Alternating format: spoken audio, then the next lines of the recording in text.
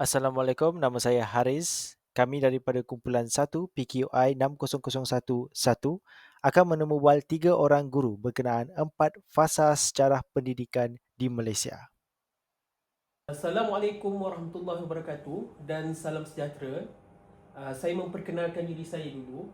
Muhammad Abrar bin Muhammad Yazid, pelajar daripada Diploma Pascasiswa Zawazah Pendidikan di Universiti Malaya. Jadinya hari ini kita bersama dengan seorang yang sangat hebat.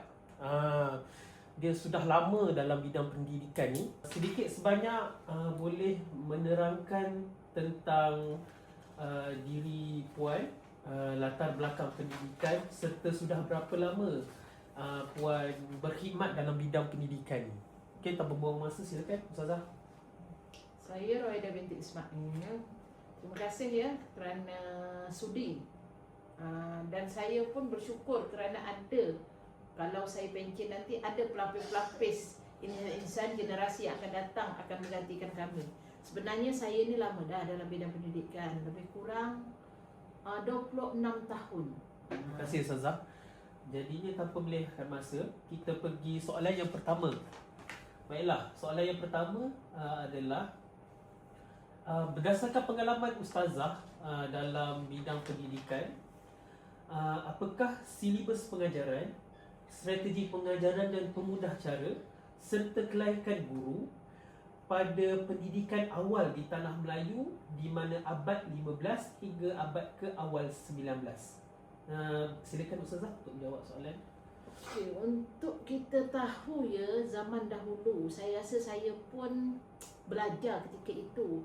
Saya melihat guru-guru saya mengajar, dia menekankan aspek keagamaan. Sebab kalau kita tengok kan, kisah-kisah Piramli apa semua tu, jadi lebih kepada situlah. Tidak ada kurikulum khas macam sekarang. Sekarang ni kadang-kadang kita ada KSSM, KPSM yang dulu tidak ada. Ini berkenaan dengan silibus lah. Lebih kepada keagamaan, belajar mengaji, alif bata. Lagipun dulu kan orang-orang Melayu, lepas tu yang datang ni adalah penjajah. Jadi itulah keadaan dia. Kami belajar, kami ni, sebab kami ni adalah pelajar ketika itu. Kami belajar, tapi kami belajar alif bata lah yang banyaknya. Pandai mengaji, tapi tidak ada sistem. Itu sajalah. Jadinya untuk strategi pengajaran terus ya, saya terus strategi pengajaran. Saya lihat guru-guru saya dahulu, dia bersifat macam ni, dia bercerita, lepas tu dia dengar, dia mendengar apa yang kita cakap. Kita dengar cikgu tu cakap macam mana, tok-tok dia dulu. Lepas tu dia menggunakan kaedah hafazan. Ada juga yang menulis pun tak pandai, jadi kami menghafal sajalah. Sebab itulah kalau kita tengok tok-tok kita dahulu, dia tak kenal huruf pun. Lepas tu kelayakan guru tu pula diambil daripada orang kampung yang memang boleh. Kalau dia boleh, mengaji boleh, bolehlah mengajar. Alhamdulillah lah. Syukur juga kita pandai. Yasin pun seolah-olah kita menghafal, tak kenal huruf. Macam tok saya dulu pun tak kenal huruf juga. Tok saya tak kenal huruf, tapi dia boleh baca Yasin. Qul huwallah tu dia memang menghafal. Itu kalau zaman dulu ya, era abad ke-15 ya, abad ke-15. Okay, terima kasih Ustazah. Dan seterusnya kita pergi kepada pendidikan di mana pra kemerdekaan, di mana lebih kurang dalam 1940. Okey. Sebenarnya 1940 tu pun kita tak lahir lagi juga, tapi ini mengikut cerita mak-mak kita, tok-tok kita. Arwah ayah saya lah, Jadi waktu itu bayangkan ya, duit tak ada. Jadi ramai yang tak bersekolah. Yang mana bersekolah tu pun banyak kepada silibus yang digunakan, banyak lebih kepada pengaruh penjajah. Waktu tu siapa yang menjajah kita ketika itu? Siapa? British, betul tak? British yang menjajah kita. Jadi dia punya target, dia nak bagi kita pendidikan, tapi dia jangan sampai kita melawan dia. Kalau kita bijak sangat kan kita lawan dia, sebab dia nak jajah. Di negara kita ni sebenarnya banyak sangat hasil bumi. Jadi begitu sajalah. Tidak ada strategi pengajaran pun. Waktu tu menggunakan pengajaran campuran, maksudnya ada yang ngerti Quran tu sikit, ada cikgu ni dia pandai sikit. Siapa yang pandai menulis, waktu tu dipilih lah. Ada gaji sikit saya rasa, kalau tanya tok-tok dulu ada, tapi sikit sangat. Kadang-kadang RM1 sebulan zaman dulu. Jadi guru ni pula, kelayakan guru ni pula tak ada kelayakan khas pun. Maksudnya kalau baik dengan penjajah ketika itu, baik dengan tok pengulu, dapatlah mengajar, dapatlah gaji. Betul tak? Sebab dulu 1 sen pun guna, gaji sebulan RM1. Kalau RM10 tu orang kaya dah. Itu zaman pra-kemerdekaan. Dan Alhamdulillah juga kita dah merdeka. Bila kita dah merdeka, kita membina kaedah dan cara kita sendiri. Terima kasih Ustazah. Itu sajalah. Dan saya ucap tahniah lah nak masuk operasi perguruan ni. Dan kena sedia hati, jiwa dan raga. Mesti menjiwai profession kita. Profession ni bukan pilihan terakhir. Itu saja. Assalamualaikum. Okey, baiklah. Terima kasih. Itu adalah sesi kongsi daripada seorang guru yang sangat hebat, sudah 26 tahun dalam bidang pendidikan. Itu sahaja daripada saya, Muhammad Abrah. Terima kasih. Assalamualaikum cikgu. Pertama sekali saya ingin ucapkan terima kasih kerana sudi Waalaikumsalam. bersama kami pada hari inilah. Sebelum itu, saya Muhammad Khalid Zulfikar, mewakilkan daripada Universiti Malaya, DPP Pendidikan. Jadi pada hari ini saya ingin interview cikgu sedikit tentang sejarah pendidikan di Malaysia. Jadi sebelum kita bermula, boleh cikgu perkenalkan serba sedikit tentang cikgu? Okey, baik. Bismillahirrahmanirrahim. Okey, nama saya Ahmad Sakif bin Aminuddin. Saya berasal dari Pahang. Saya merupakan seorang guru di Sekolah Kebangsaan Bandar Baru Selayang. Dan saya mula berkhidmat sebagai guru pada tahun 2023. Jika kita nak bandingkan pada pra-kemerdekaan dan juga pasca kemerdekaan, macam mana pula kita nak apa pula pandangan cikgu tentang pendidikan pada pasca kemerdekaan, iaitu Akta Pelajaran 1961? Okey, baik. Soalan yang baik daripada saudara Khalid.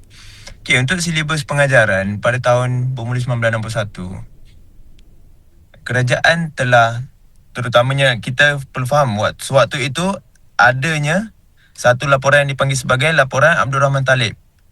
Dalam laporan Abdul Rahman Talib ni, silibus pelajaran ada pelajaran yang melibatkan kemahiran. Bukan saja akademik semata-mata. Dan yang melibatkan kemahiran ni ialah satu pembelajaran yang melibatkan kemahiran untuk murid-murid ataupun pelajar-pelajar ini boleh menerokai suatu bidang, tidak tertumpu kepada akademik seperti matematik, sains dan bahasa Melayu saja. Itu untuk silibus pengajaran pada tahun 1961. Kemudian dari segi strategi, penggunaan alat bantu sudah mula digunakan. Waktu tu adalah kerja kumpulan, alat-alat bantu mengajar. Kalau kita tengok sewaktu itu di sekolah-sekolah sudah masuknya alat-alat bantuan mengajar di makmal. Kita boleh tengok pelbagai, ada waktu tu penggunaan blackboard ataupun papan hitam, kapur semua sudah dibekalkan kepada sekolah-sekolah. Dan alat bantu mengajar semakin lama semakin canggih sehinggalah pada hari ini. Kalau kita tengok, kalau sebagai hari ini, penggunaan teknologi sudah mula mengambil alih daripada penggunaan blackboard kepada penggunaan LCD dan juga smartboard. Itulah yang sedikit sebanyak. Dan juga kalau dari segi kelayakan guru, kalau tanya saya, kelayakan guru antara dahulu dan juga sekarang ini, adakah tak perbezaan? Ada.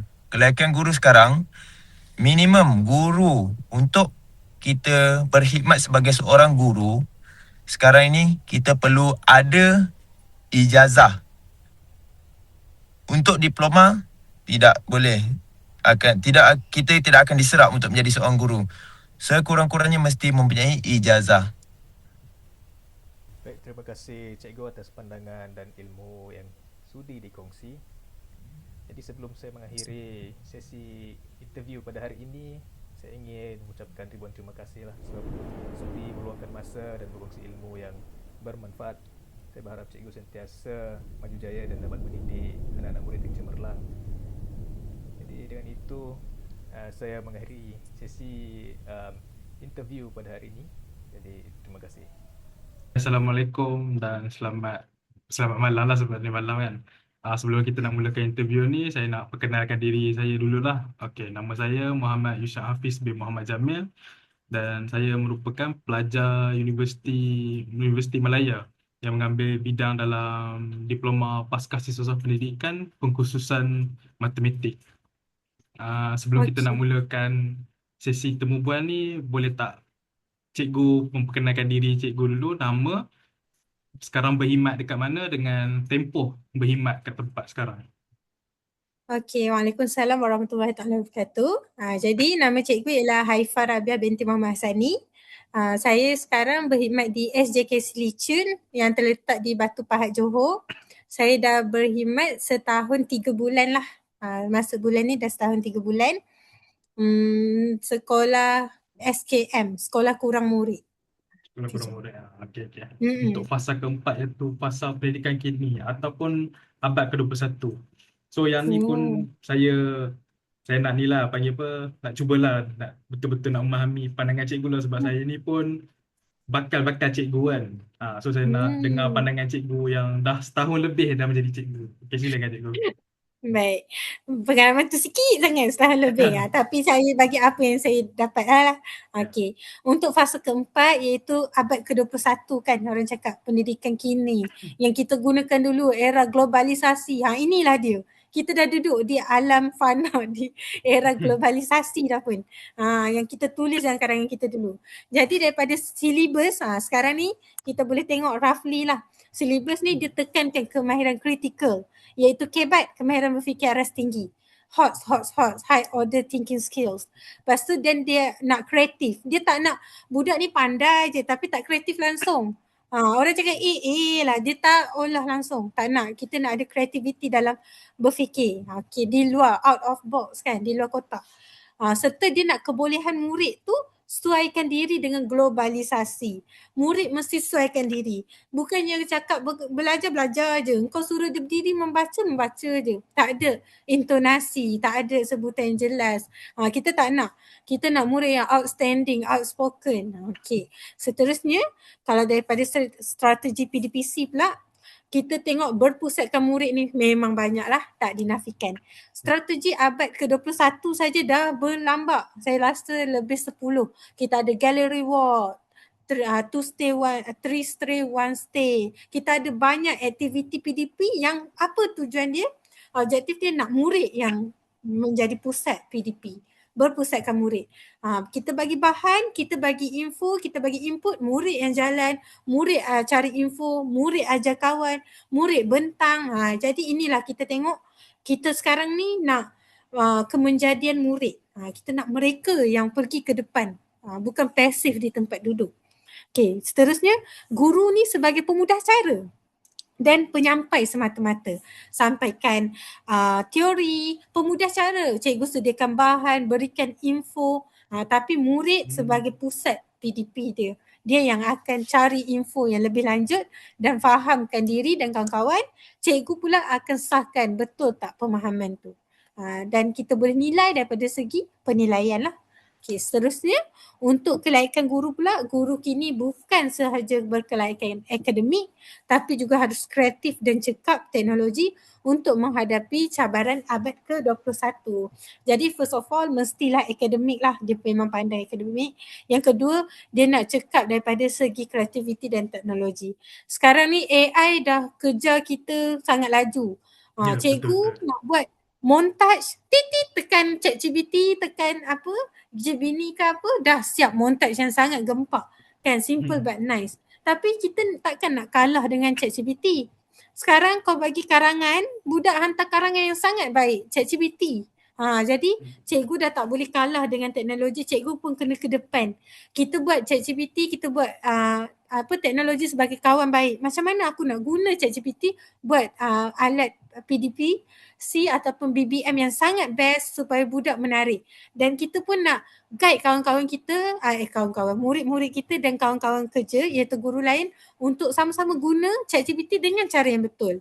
Kita nak cakap murid, awak boleh guna ChatGPT tapi untuk mendapatkan idea, bukan salin jawapan semata-mata. 21, kelayakan guru tu dia bukan sahaja berkelayakan akademik tapi harus kreatif dan cekap teknologi lah untuk hadapi cabaran abad ke-21.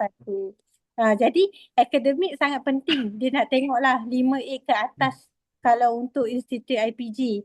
Tapi mesti cekap teknologi sebab kita sedia maklum ChatGPT, AI dah sangat banyak kan sekarang. Jadi dia nak guru yang pandai menggunakan teknologi.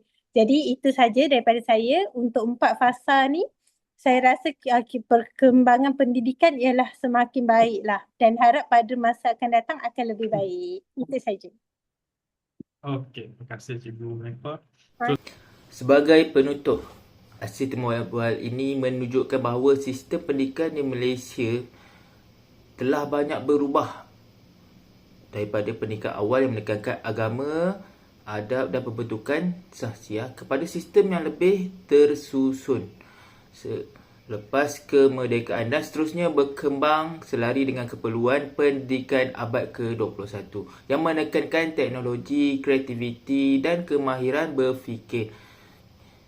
Peranan guru juga semakin meluas, bukan sekadar menyampaikan ilmu tetapi bertindak sebagai pemudah cara dalam pembelajaran murid.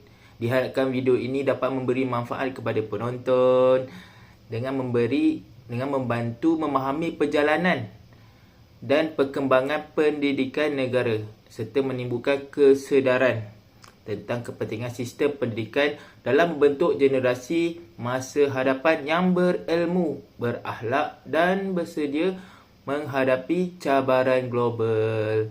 Terima kasih.